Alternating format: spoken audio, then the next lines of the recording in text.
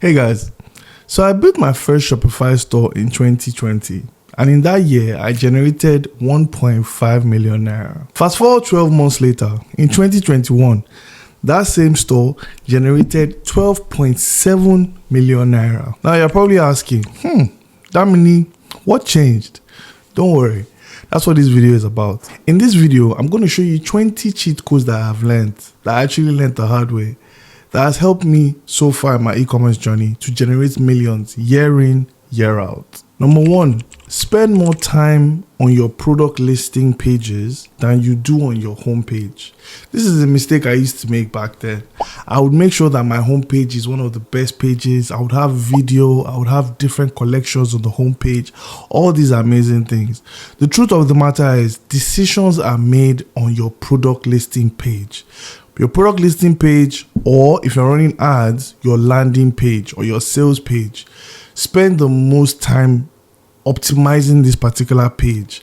Add FOMO tactics, add social proof, add any unique selling point that your business or your product offers, add size guides. Spend as much time as you can on this particular product listing page, and you will actually see yourself making more money online. Number two, is either you serve the rich or you serve the poor. You can't serve both. And the reason why is their mindsets are different. Their communication style is different. What they see as value is different. Okay? So they are selling offers where when you create your bundles, when you have a multi-pack or you create bigger pack bundles, only somebody that is from a particular mindset would understand that. Also, when you put the price point at a certain number, only people that have access to that sort of value or that sort of money would understand it. So know who you are targeting, the rich or the poor. There is no middle. A lot of people think there's a middle. There is no middle. There is those that will buy hair of 2 million naira without flinching, and there's those that will buy hair of 35,000 naira and think it's the same thing as the hair of 2 million naira. Number three, use two-factor authentication on every single thing. Guys, I can't tell you how many times people have tried to hack me on all my social media profiles, on all my e-commerce stores, like even my email. Like people are always trying to get hack into my stuff. And two-factor that's a hard word. Two-factor authentication has saved my life. Okay? Don't even think about it. Just go and get your two-factor authentication done in every single thing that you operate. Get it done now. It is genuinely easier to sell low-ticket items versus high-ticket items. And I'll give you an example. It's easier for you to sell a t-shirt, this sort of t-shirt, for 10,000 naira than it is for you to sell this same type of t-shirt, like a Ralph Lauren or something, and you want to sell it for today's exchange rate, probably 85,000 naira. You would make more money faster selling the low ticket item in Nigeria than you would make more money selling this item.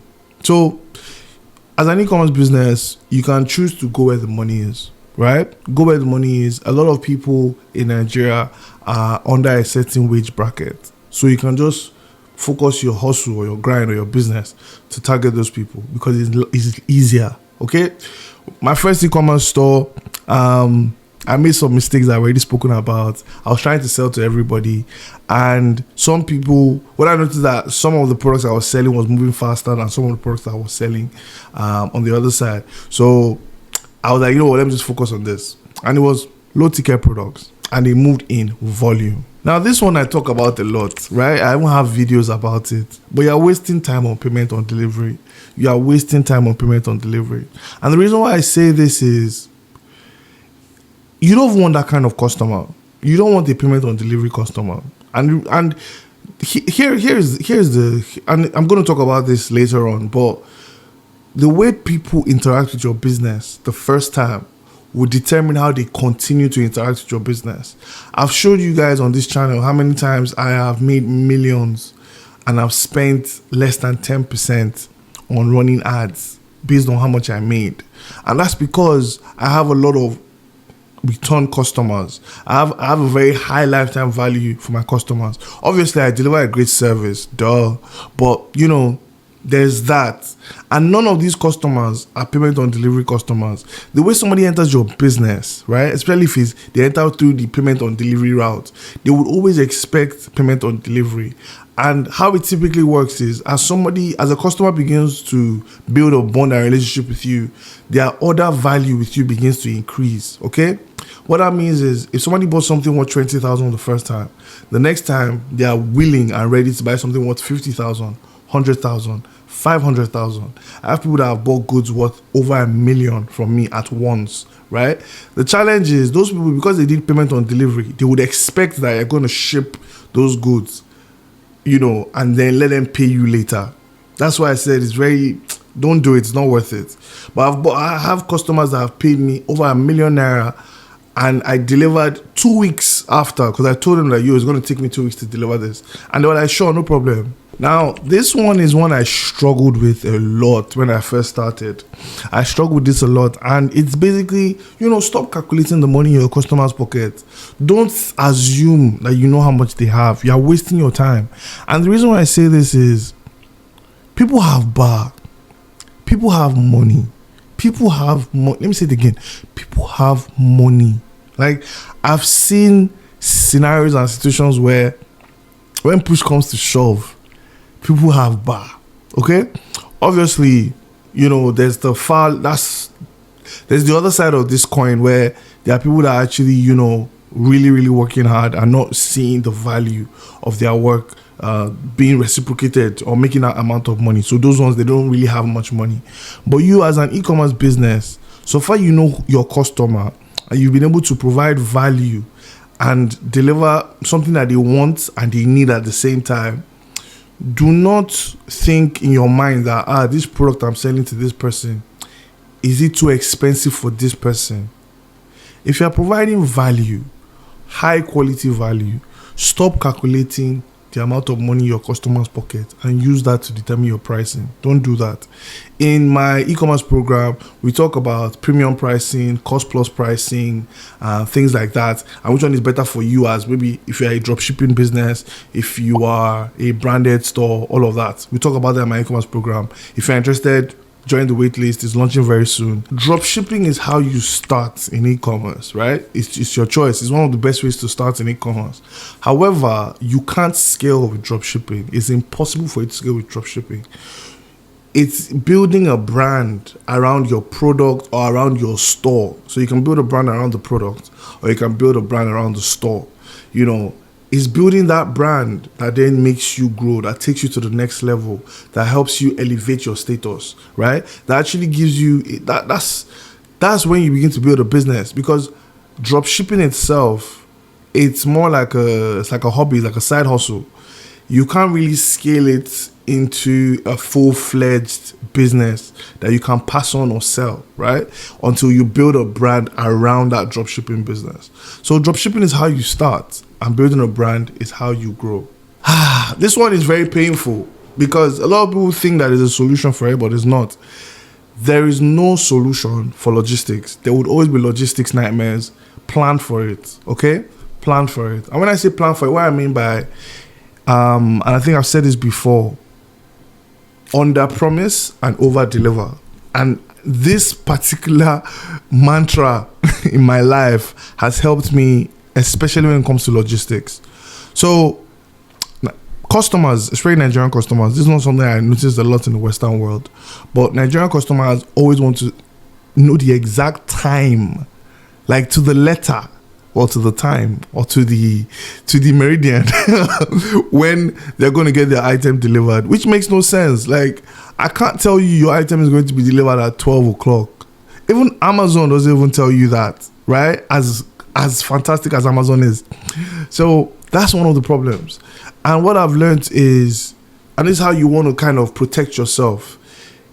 If it's going to take you, if let's say you've worked with your logistics provider for a while, right? You've understood that it typically takes them maybe 2 days to deliver this item to this location. Just tell your customer it's going to take 4 days.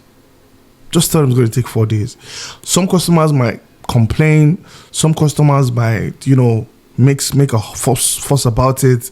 All I want you to do is at that point in time, tell them that, okay, you know what? Best case scenario, I'm going to work with the dispatch partner and we're going to try to push it for 3 days. We're going to try our best. But please note, typically it takes 4 days, right? Again, this is just to let the Nigerian customers believe that, or your customers, whether they're Nigerian or not, believe that, okay, this person is working to find a middle ground for me. He's working in my favor, which everybody's happy, right? But what you've done is, it typically takes 2 days. So, you've given that buffer of an additional 2 days. So when it's delivered in 2 days, they themselves will come back and meet you and be like, yo, you guys are fantastic. Thank you so much. I actually got it way sooner than expected. I'm going to refer all my friends and family to you. And that's pretty much it. Okay? Logistics problems will never go away. It can't go away. It can't. Selling via WhatsApp and Instagram Selling via WhatsApp and Instagram DM is limiting your growth. Is limiting your potential. Is limiting your scale. And the reason why I say this is when you sell via these channels, there's that element where you have to respond. Okay? Again, this is way back in 2021, 2022, 2023. I was already generating millions each month. There was no many chats. So who is going to be responding to DMs? Okay, fine. Let's say you employ multiple people, which I did. At some point, you're going to get flagged. Your account is going to get flagged because multiple people have your passwords. Okay? And then in a certain scenario, we actually got our account banned for some time, had to review, got it back up. So that's an issue. But if you have an e-commerce store, just send people there. When you run your ads, send people there. Your WhatsApp channels should just be only for customer inquiries, customer complaints, reviews, follow-ups, things like that. That's what your WhatsApp should be for. However, yes, I know the Nigerian terrain is very, very exciting. You will still get the customers that will come to WhatsApp, right? They'll take a screenshot, they'll come to WhatsApp, then they'll ask you for the price. Crazy thing is, in the screenshot, the price is there. You just have to relax. You have to breathe in and out and not get frustrated. But yeah, these things happen. There's nothing you can't avoid them. Focus on the moon and not the stars. All right. What I mean by that is, when you look up in the night, you look up in the sky, and the moon is typically the biggest thing you can see. Okay, and then there are so many stars, all over the place. People tend to focus on everything, both the moon and the stars. And what I'm trying to say in business is focus on the key set of products that are making you the most amount of money, right? Focus on those products. Every other thing that happens on the side, let it happen as a spillover effect from you focusing on the moon, focusing on those key products. Don't focus on stars that don't really help the ROI of the moon. And I will explain. And it's something that I literally had to stop myself. Let's say I have an ad budget of let's say $500,000 naira for a month, right? I have an ad budget for $500,000 naira. Damini would spend 350,000 naira on my key bestsellers, right? Key bestsellers, new products, all of that. I'll spend 350,000 naira. I will now spend 150,000 naira across 4 other, upcoming products, and be like, let me use this to beef up this product. Let me use this to push these products. I'm sure if I push these products, I will find another bestseller within these products. Now what I'm saying is not wrong. This is fine. This is ideal. You should always be doing this. The problem is Damini will do this for 4 months, and this is Damini that knows. Guys. When it comes to the theoretical side of things, this is my bread and butter. I do this. I've done this for the last over 15 years now. I know what I'm doing is wrong. But there's that emotional factor. I'm a human being. I'm like, what? I want this thing to do well. So I'm pushing a dead product. I'm pushing it for 4 months. Yo, this shit is dead. Leave it alone. But Damini is like, no. Let's push it. Moral of the story, don't be like Damini, right? I should have rather used that money to grow my my Instagram following, or my social media profiles. If I took that money and I put it in a traffic campaign to boost my TikTok following or my Instagram following for that particular business, that way I would scale, right? I will grow the followers, which then cause a ripple effect. Those followers will come to they will visit my website, then they enter into my retargeting pool, then another ad retargets them with separate products that are my bestseller products, things like that. This is the structure in which I've built my paid ad strategy, that I could have just spent that money wisely. I'm doing it now, obviously, but I could have done it sooner. You know what I mean? So don't make that mistake. Stop buying followers, right? Stop buying followers. Stop doing follow for follow strategies. Stop it. As an e-commerce business, you don't want those kind of followers. Like, except you are drop shipping and you have told yourself that, you know what, I'm only going to drop ship for the rest of my life, which I feel is a very, very weird thing. But hey, to each his own. But don't buy followers, please. Don't buy followers. Don't do follow for follow. There's a particular business where, I brought somebody on board, and because I didn't have time, that issue of time, we'll talk about it another day. I just needed somebody to manage our socials, and they were managing it. I noticed that the followers were growing, but at the same time, our following was growing. So I had to call a meeting like, what's going on here, boss? It's like, I'm doing this follow for follow strategy. I'm like, pause, what? Unfollow everybody and remove the people that have followed you. And the reason why is, those people, they're not following you because they genuinely care about your content. They don't. So why do you want those kind of people? You're going to post and you're going to ignore, and then the algorithm is going to be like, yo, this content is shit, and it doesn't show anybody, or worst case scenario, it reduces the quality and then promotes other things, right? So don't do that. Instead, run traffic campaigns where you can see targeting Instagram profile visits on Meta. Right? On TikTok, there's literally a follower campaign that you can set up for your TikTok and just grow your following. Back in the day, there was this page likes campaign. It's still there, but I don't think it's as effective anymore.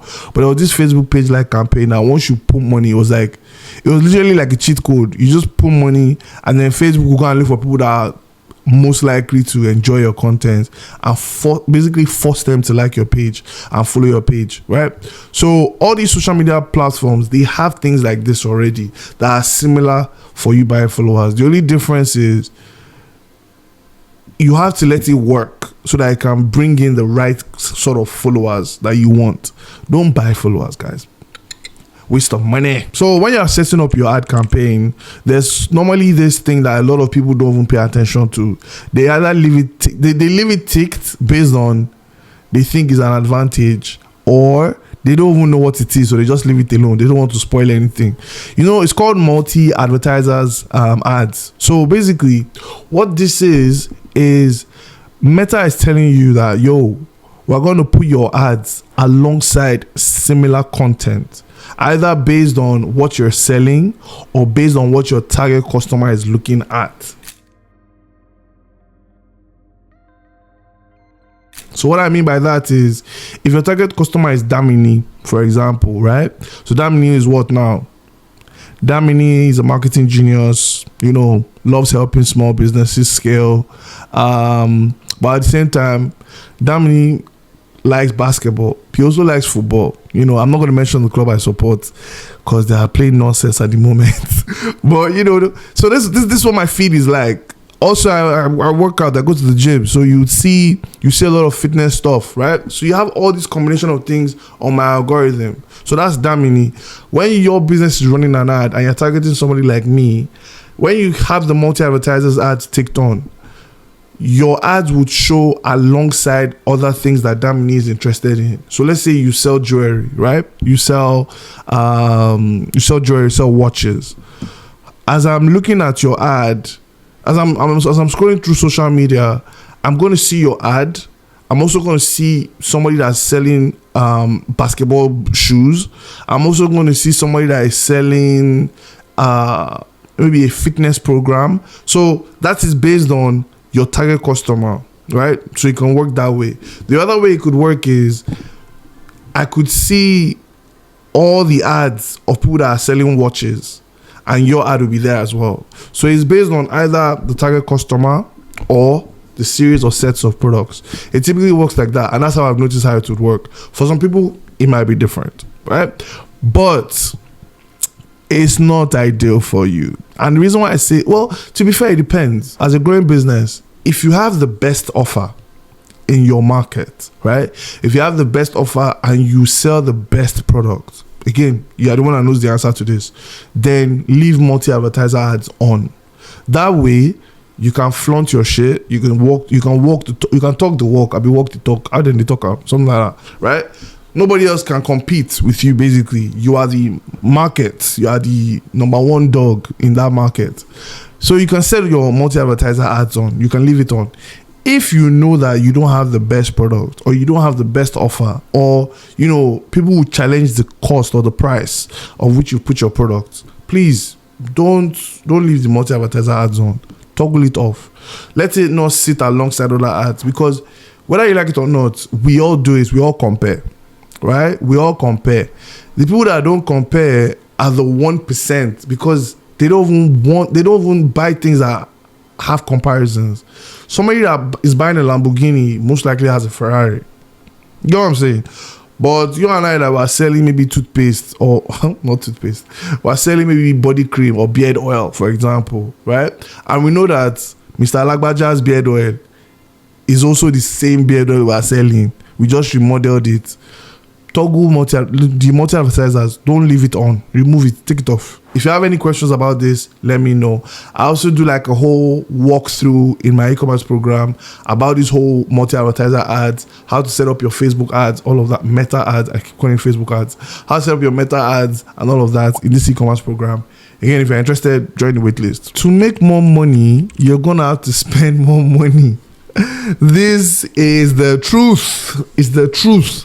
So what I did and what I've seen a lot of people do is you look for other gimmicks to make more money except spending more money. The challenge is, if you have 1,000 people in a bucket, you can only talk to those 1,000 people.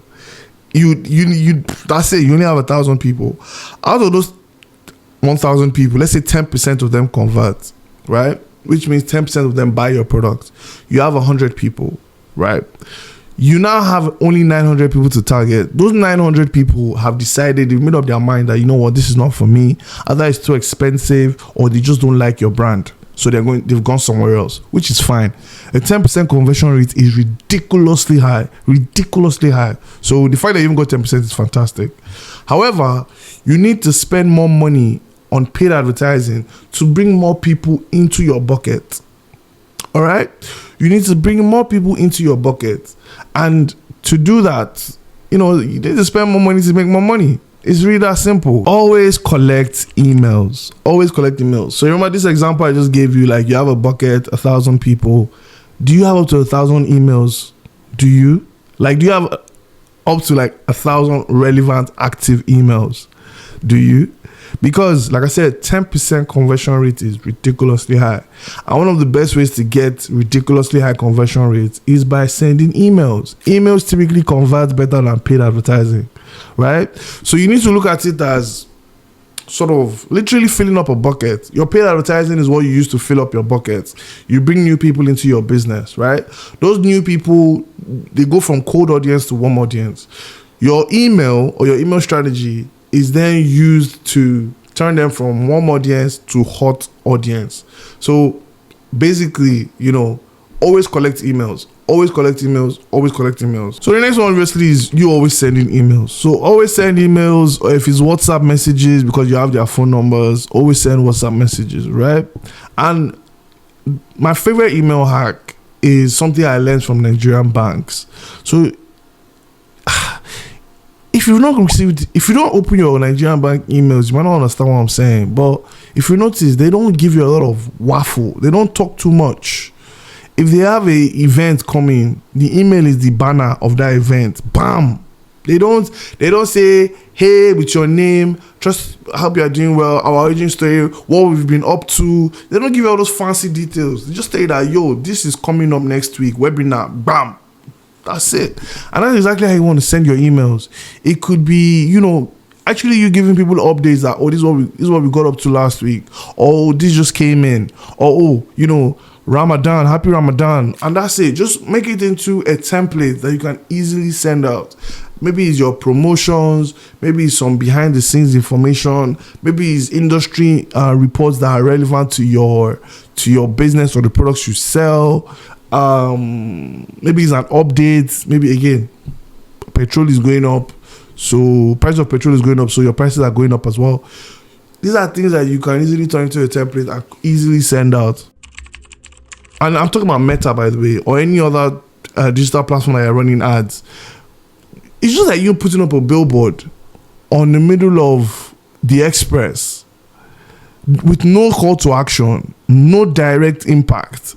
Obviously, people that do that, they have money. They've put their products in so many stores worldwide. So the odds of you seeing that billboard, creating that top of mind awareness, and going into a store, and then at the back of your mind thinking, I remember seeing this somewhere. I can't remember where I saw it. That's fantastic for them. They have money to do that. AGK shoes, AGK wears. You don't have money for it too. Jennifer cupcakes. Mashio, don't do it. Let me speak Yoruba. Don't do it. I actually have people that are non-Nigerian that watch me. I need to stop. Again, I'm educating you with Yoruba. Mashio means do not do it in English. Don't do it. But yeah, don't actually do it. Small businesses have no business with awareness. You're not breaking enough things. What I mean by that is, in your e-commerce business, you're not testing enough things. You're not trying enough things. You are doing the bare minimum and expecting the biggest results. So how many times are you posting? You're posting maybe once, twice a week. The email list you've collected, you're sending them emails maybe once every 3 months or once every 6 months. No, your ads, you're not running ads because somebody told you that, you don't have enough money per day to run ads.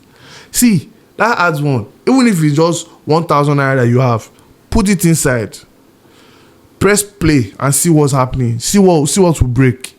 See whether the thing will work or not. If it doesn't work, fine, you charge it to the game. It's research, right?